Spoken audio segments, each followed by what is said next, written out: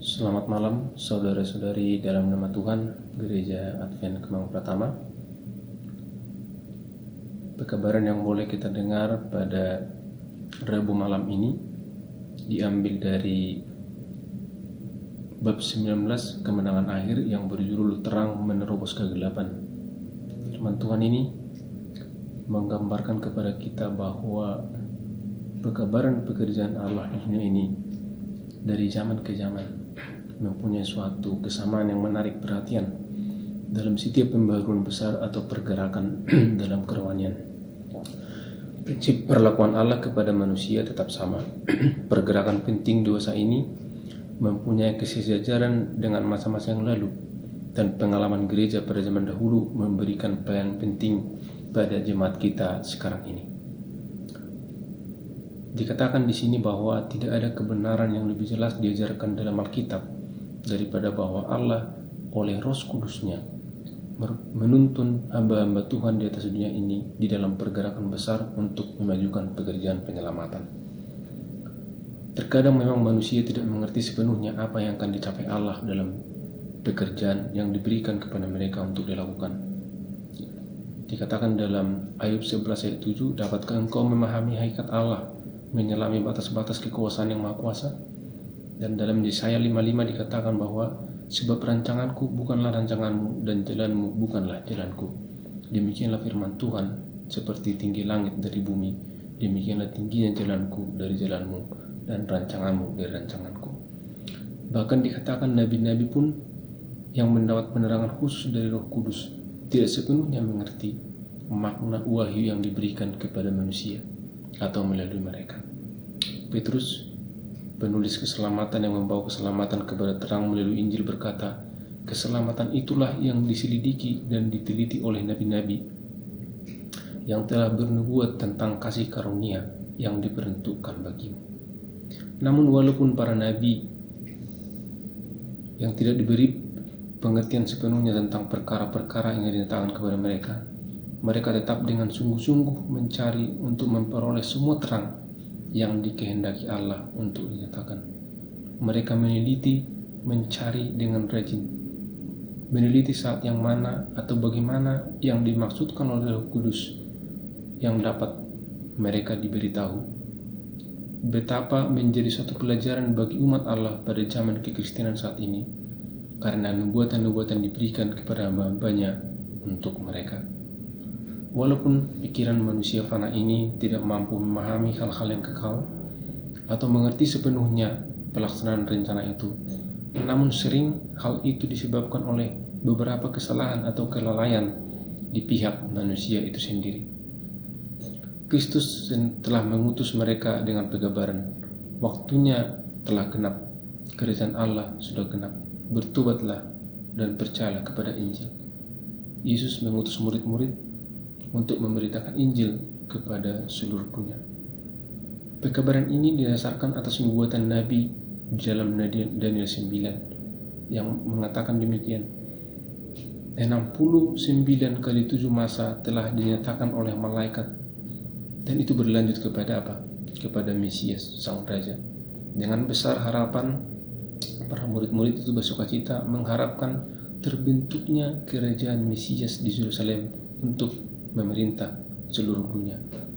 Mereka melaksanakan tugas dengan menyatakan kepada bangsa Yahudi undangan kasih karunia, dan kemudian pada saat mereka mengharapkan melihat Tuhan mereka naik tahta menduduki tahta Daud, namun apa yang terjadi adalah bahwa Yesus ditangkap di Golgota, disiksa, kemudian disalibkan.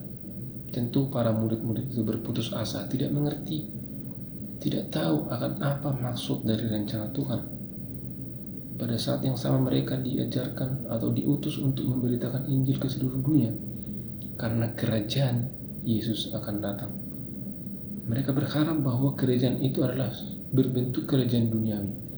Tetapi apa yang mereka lihat adalah bagaimana Yesus, Guru, Mesias yang mereka harapkan, disiksa, dibunuh, bahkan mati di kayu salib. Kristus telah datang pada waktu yang tepat dan dengan cara yang telah diramalkan oleh nubuatan. Kesaksian Alkitab telah digenapi dalam setiap rincian pelayanannya, ia telah mengkhotbahkan kabar keselamatan dan kata-katanya berkuasa. Hati para pendengarnya telah menyaksikan bahwa ia datang dari surga. Firman dan Roh Allah menguatkan tugas ilahi anak manusia. Murid-murid itu tentu masih tergantung kepada kasih karunia yang tidak padam kepada Tuhan. Namun pikiran mereka terselubung dalam ketidakpastian dan keraguan-raguan. Di dalam kesedihan mereka, mereka tidak mengingat kata-kata Kristus yang menunjukkan kepada kematian dan penderitaannya. Mereka berpikir bahwa jika Yesus orang Nazaret itu adalah Mesias yang sejati, mengapa harus terjerumus ke dalam kesedihan dan kekecewaan? Inilah pertanyaan yang menyiksa batin para murid-murid itu. Sementara juru selamat terbaring dalam kuburnya selama jam-jam sabat yang penuh keputusan itu, yaitu antara kematiannya dan kebangkitannya. Pengumuman yang telah disampaikan oleh murid-murid dalam nama Tuhan adalah benar-benar peristiwa yang diramalkan benar terjadi. Waktunya telah digenapi. Kerajaan Allah sudah dekat, adalah pekabaran yang mereka sampaikan. Pada waktu berakhirnya waktu itu, yaitu 69 kali 7 masa dari Daniel 9 yang berlanjut kepada Yesus yang diurapi, Mesias yang diurapi. Kristus telah menerima pengurapan roh setelah ia dibaptis oleh Yohanes di sungai Yordan, dan kerajaan Allah yang mereka nyatakan sudah dekat telah didirikan oleh kematian Kristus. Kerajaan itu tidak seperti yang mereka ajarkan dunia kini, suatu kerajaan duniawi, tetapi inilah kerajaan Allah yang disampaikan atau yang tumbuh dengan kematian Yesus Kristus.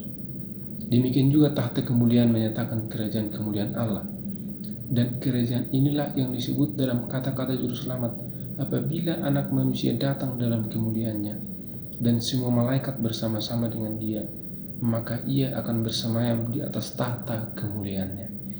Lalu semua bangsa dikumpulkan di hadapannya. Kerajaan ini masih akan datang. Kerajaan ini tidak akan didirikan sebelum kedatangan Kristus yang kedua kali. Kerajaan kasih karunia didirikan segera setelah kejatuhan manusia, pada waktu rencana dibuat untuk menebus umat manusia yang sudah berdosa. Demikian juga kematian Kristus, peristiwa yang dianggap murid-murid sebagai kebinasaan terakhir pengharapan mereka, yang membuat kerajaan kasih karunia itu menjadi pasti selama-lamanya. Tujuan anugerah kekal sedang mencapai kegenapannya, bahkan melalui kekecewaan murid-murid itu. Artinya bahwa murid itu kecewa melihat Mesias itu mati di kayu salib, tetapi mereka tidak sadar bahwa dengan kematian itulah peristiwa-peristiwa kebinasaan menjadi dihilangkan dan membuat kerajaan kasih karunia itu menjadi pasti, karena kematian Kristus menggantikan kematian kita, dan kita boleh berharap kehidupan yang kekal. Setelah kebangkitannya dan Yesus menampakkan diri kepada murid-muridnya di jalan Emmaus, tentu saja para murid itu bersuka cita. Iman mereka dinyalakan, mereka seolah-olah dilahirkan kembali dalam suatu pengharapan yang abadi. Bahkan sebelum Yesus menyatakan dirinya kepada mereka, betapa besar perubahan yang terjadi di dalam hati murid-murid itu pada waktu mereka sekali lagi melihat wajah guru mereka yang penuh kasih sayang. Dalam arti yang lebih lengkap dan lebih sempurna daripada sebelumnya, mereka sudah menemukan Dia yang telah dituliskan dalam kitab Taurat dan kitab para nabi-nabi. Ketidakpastian, kesedihan yang mendalam, keputusasaan yang mereka sempat alami diganti dengan kepastian yang sempurna dan iman yang cerah. Saudara-saudari dalam nama Tuhan, pengalaman murid-murid pada zaman dahulu juga pada saat menyaksikan kedatangan Yesus yang pertama ada persamaannya dengan pekabaran akan kedatangan Yesus yang kedua kali. Pada saat William Miller dan rekan-rekannya menyelidiki kitab suci yang didasarkan pada Daniel 8 dan Daniel 9 sampai lewat 2300 pagi dan petang, maka akan diadakan penyucian, akan dipulihkan kembali Ka'bah itu. William Miller dan rekan-rekannya menyelidiki bahwa mereka merasa bahwa dunia ini adalah Ka'bah yang akan dipulihkan, mereka merasa ada waktunya pada saat akhir 2300 pagi dan petang, maka dunia ini akan disucikan, Yesus akan datang. Namun apa yang terjadi? Tentu saja sebagaimana kita ketahui bahwa William Miller yang membuat suatu prediksi atau perkiraan yang keliru, dia salah menafsirkan atas perkataan kitab suci. Dalam menerangkan Daniel 8 ayat 14, sampai lewat 2300 petang dan pagi, lalu tempat kudus itu akan dipulihkan dalam keadaan wajar. Sebagaimana sudah disebutkan bahwa Miller menerima pandangan umum yang lazim bahwa dunia ini adalah tempat kudus, dan ia percaya bahwa pemulihan tempat kudus menggambarkan pembersihan dunia ini. Tetapi sebagaimana murid-murid yang dahulu menyatakan bahwa waktunya sudah genap dan kerajaan Allah sudah dekat, yang didasarkan atas nubuatan Daniel 9 juga, mereka gagal mengerti bahwa Mesias yang telah diramalkan dalam Alkitab yang sama. Demikian juga Miller dan rekan-rekannya memberitakan pekabaran yang didasarkan atas Daniel yang sama, tetapi salah dalam penafsiran. Namun Allah mencapai maksud kemurahan hatinya dengan mengizinkan amaran penghatiman itu diberitakan sebagaimana adanya. Kekecewaan itu, walaupun itu sangat sakit akibat dari kurangnya pengertian para murid dan juga William Miller akan pekabaran yang mereka kabarkan, itu juga harus dibuang demi kebaikan. Kekecewaan itu dikatakan di sini itu akan menguji hati. Apakah mengaku menerima amaran itu? Dalam kekecewaan, apakah mereka dengan buru-buru membuang pengalaman mereka dan menghilangkan keyakinan mereka akan firman Allah? Atau apakah kita di dalam dua dan kerendahan hati mau melihat di mana kita gagal dan mengerti akan makna nubuatan itu? Ujian ini akan menyatakan kekuatan yang dengan iman yang sungguh-sungguh telah menuruti apa yang telah percayai dengan pengajaran firman dan Roh Allah. Ujian itu akan mengajarkan kepada kita bahayanya menerima teori-teori dan penafsiran manusia. Gantinya membuat Alkitab itu sebagai penafsir itu sendiri. Dan inilah yang dialami oleh William Miller dan para murid-murid pada awalnya. Mereka kecewa karena mereka menafsirkan arti nubuatan itu dan arti pekabaran itu menurut kepada pengertian-pengertian yang lazim. Namun Allah mempunyai rencana sampai akhirnya. Kepada orang-orang percaya ini, sebagaimana dengan murid-murid yang pertama itu, yang pada saat pencobaan kelihatannya gelap dalam pengertiannya, pada akhirnya akan dibuat jelas sesudah itu. Bila mana mereka harus melihat akhir pekerjaan Tuhan, mereka akan mengetahui bahwa walaupun pencobaan itu diakibatkan oleh kesalahan mereka sendiri, maksud kasih-Nya kepada mereka sedang digenapi dengan pasti. Mereka akan belajar dari pengalaman yang berbahagia bahwa Ia sangat berbelas kasihan. Allah sangat berbelas kasihan dan sangat berkemurahan dan sangat lembut, dan bahwa semua jalan-jalannya adalah kemurahan dan kebenaran bagi orang-orang yang berpegang kepada perjanjiannya dan kesaksian-kesaksiannya. Inilah firman Tuhan yang boleh kita renungkan pada malam Rabu ini.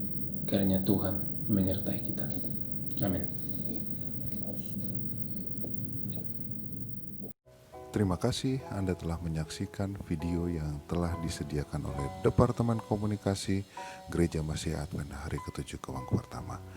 Jika Anda menyukai video ini, silakan like dan subscribe YouTube channel kami, karena subscribe itu gratis. Tuhan memberkati.